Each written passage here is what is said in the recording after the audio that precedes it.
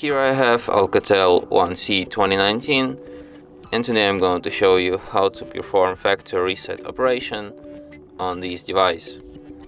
So firstly you have to go to settings, then go to system, reset options, and select erase all data factory reset. Then tap reset phone, erase everything, and after that your device will be restarted in a few minutes.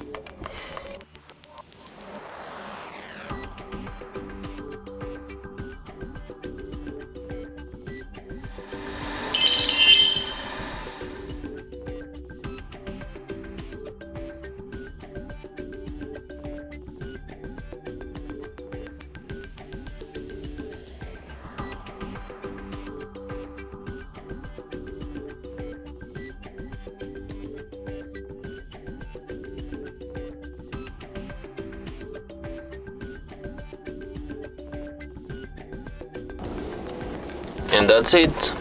Thanks for watching. If you find this tutorial useful, don't forget to hit that like button and subscribe to our channel.